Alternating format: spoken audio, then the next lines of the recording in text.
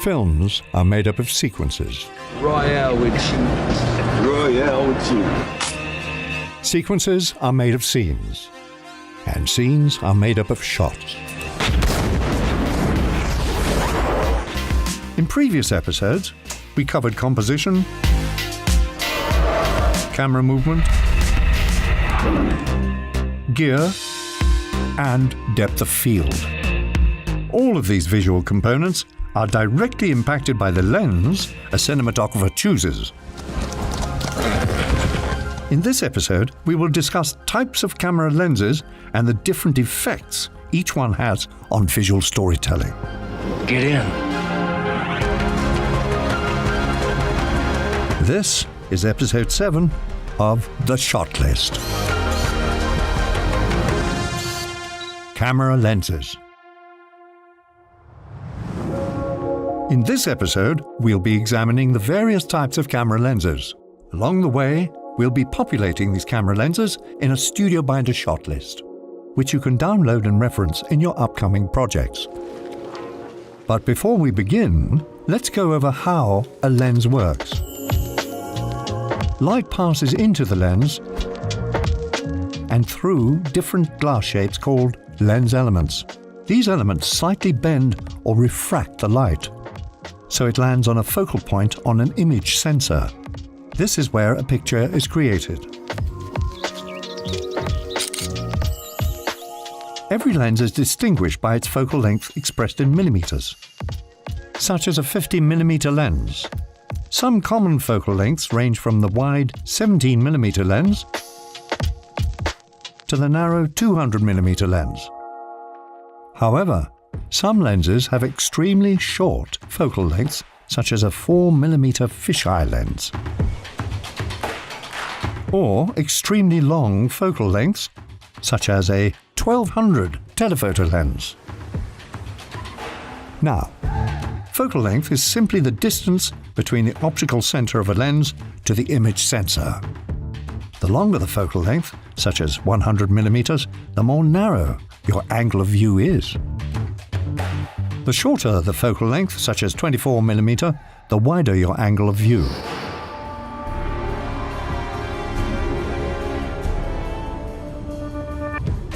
All lenses fall under two categories: prime lenses or zoom lenses. A prime lens has a fixed focal length, while a zoom lens can vary its focal length by adjusting various lens elements.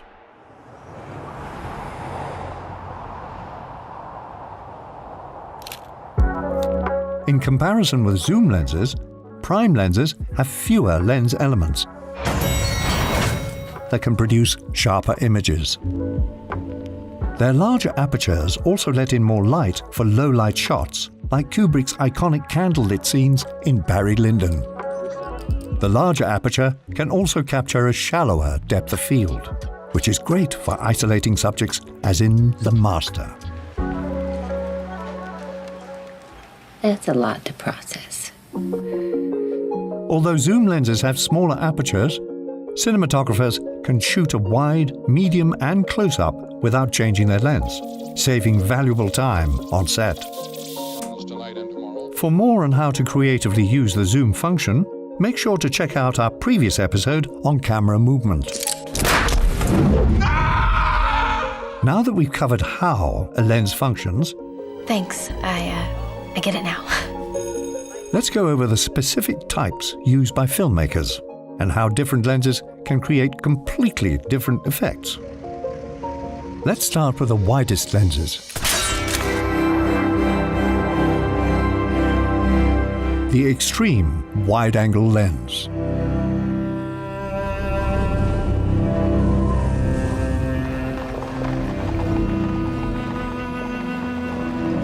Extreme wide-angle lenses range between 18mm to 24mm.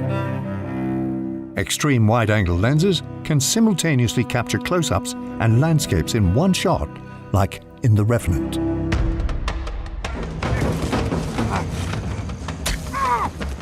Some lenses have distinct distortion and enter the category of fisheye lenses. This scene from The Favourite uses the unnatural perspective of the fisheye lens to underscore the absurdity of these characters. The Queen has decided, Harley. I disagree. A lot. I would like an audience with the Queen where I may state my case. Stage it to me. I love a comedy.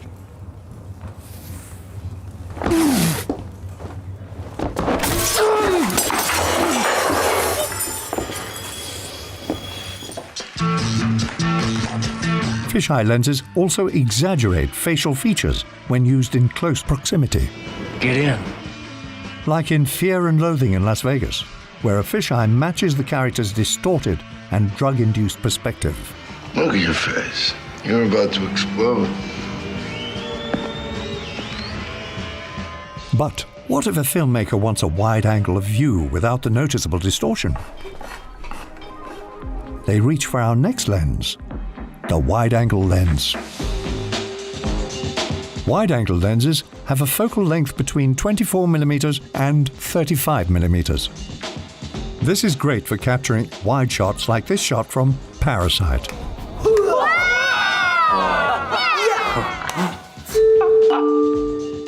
Beyond affecting a shot's size, wide-angle lenses also accentuate movement, which is great for trucking through grocery store aisles, as in Punch Drunk Love.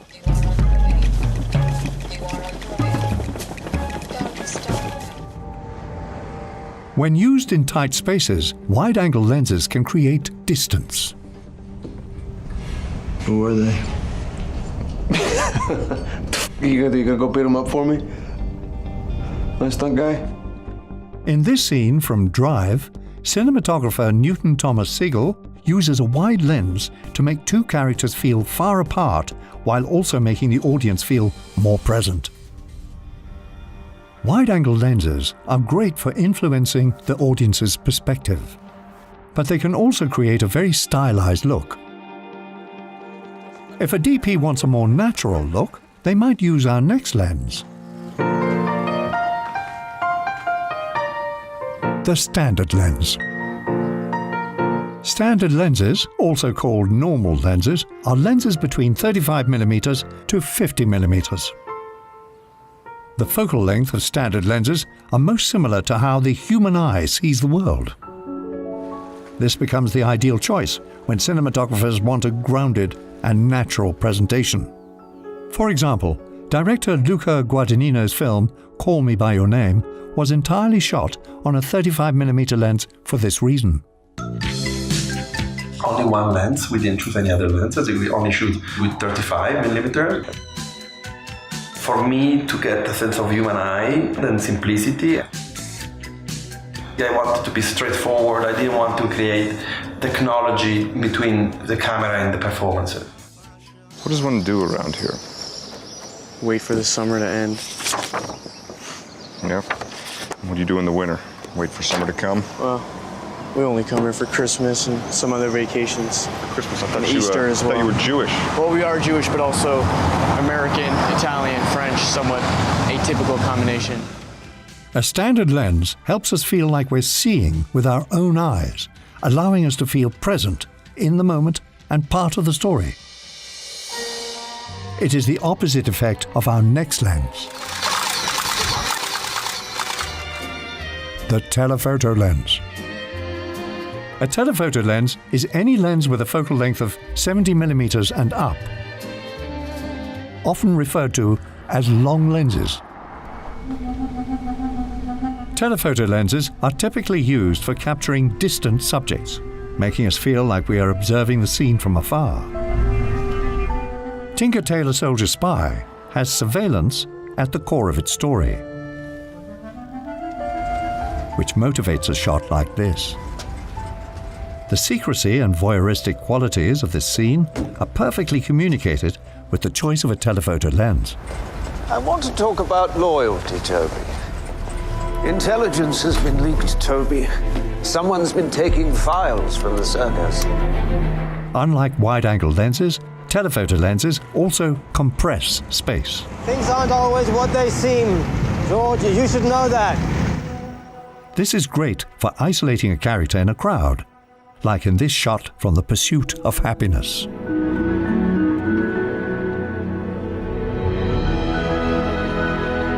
Chris Gardner's cathartic moment is amplified and contrasted by the ambivalent crowd around him.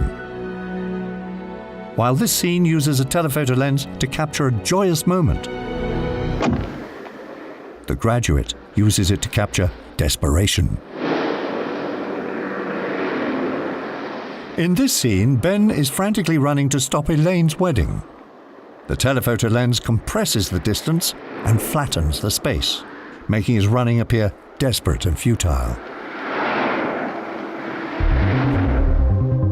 While the last few lenses we've discussed are defined by their focal length, our next two lenses are defined by their focusing abilities. Macro lenses. Macro lenses, sometimes referred to as micro lenses, don't fall within a specific focal range like our previous sections. For instance, you could have an extreme wide-angle macro lens with a focal length of 15 millimeters. Or you could have a telephoto macro lens with a focal length of 200 millimeters. Macro lenses are defined by their ability to capture extreme close-up shots with the sharpest detail. This makes macro lenses perfect for extreme close-up shots.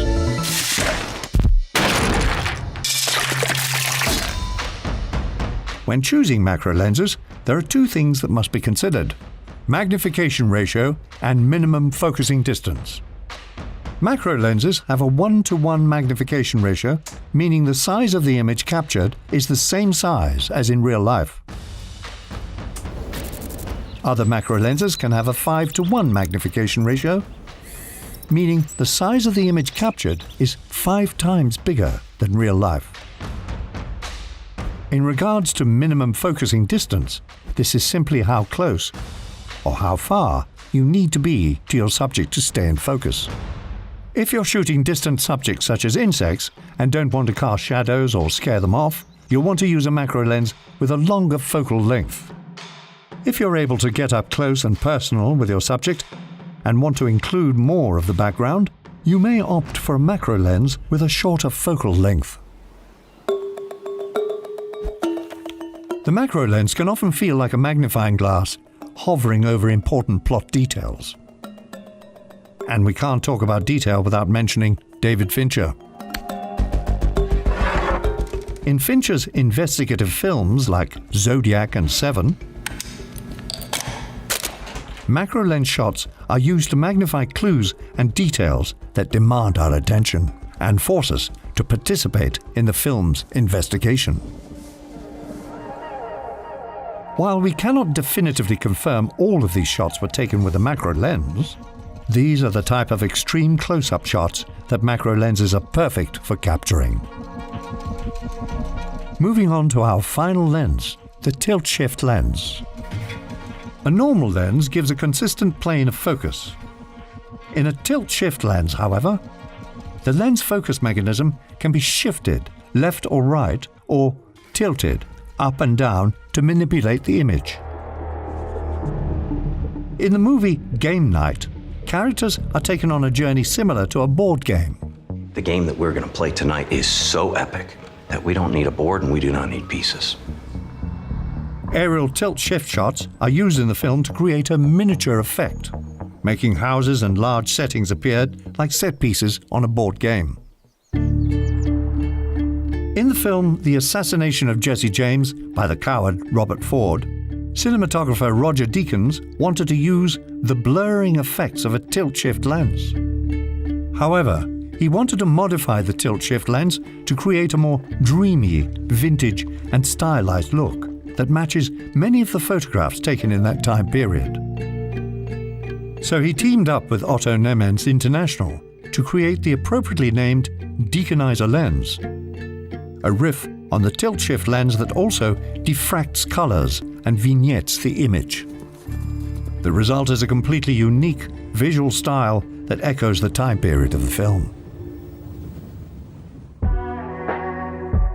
So these are the 6 types of lenses most commonly used by cinematographers today.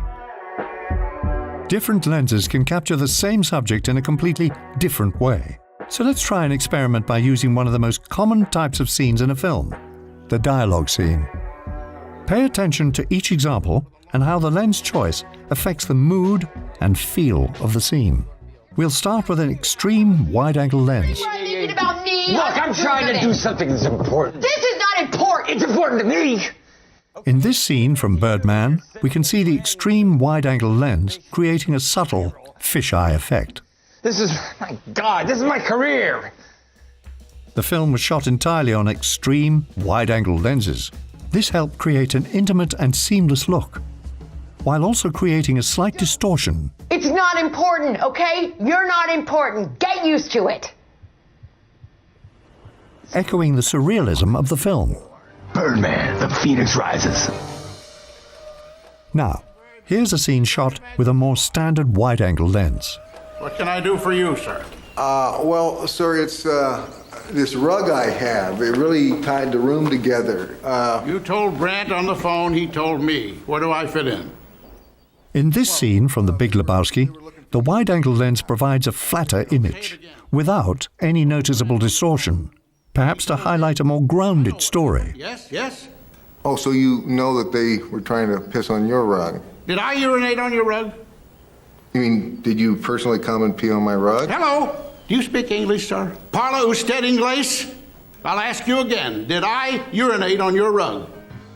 It also creates a bit more distance between our two characters, who are clearly on opposing sides of the issue. Person? Come on, man. I'm not trying to scam anybody here. You know. Now let's look at a scene shot with a standard lens. What's the matter? What's bothering you? I'll handle it. I told you I can handle it. I'll handle it. In this scene from The Godfather, you can see how a standard lens brings the characters a bit closer, while still making the audience feel more present. I knew that Santana was going to have to go through all this. And Fredo, Fredo was, and I never wanted this for you.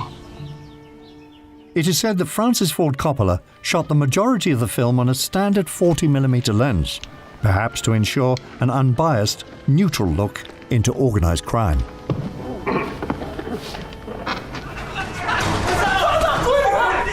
And finally, an example using a telephoto lens. Captain, relax. Nobody get hurt. No Al-Qaeda here. Just business.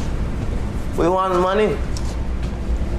In this scene from Captain Phillips, the use of a telephoto lens captures the tone perfectly. It provides a voyeuristic perspective, as if the audience is hiding like the rest of the crew, trying not to be seen by the Somali pirates. Hey! Look at me. Sure. Look at me. Sure. I'm the captain now. You like a bush? Flower? All of these scenes are standard dialogue scenes, but as you can see, the lens they were shot on makes them all uniquely different. Understanding the unique characteristics of every type of lens will not only help you capture a better shot, but will help you tell a better story. You'll find a link in the description for our free ebook on camera lenses. The lenses we've covered in this video are all spherical lenses. In a separate video, we'll discuss how anamorphic lenses bring an entirely new dimension to lens choice. And in the next episode of the Shot List, we'll explore frame rate and how different frame rates directly affect how an audience experiences a scene. Subscribe, click the bell, and we'll see you again in the next episode.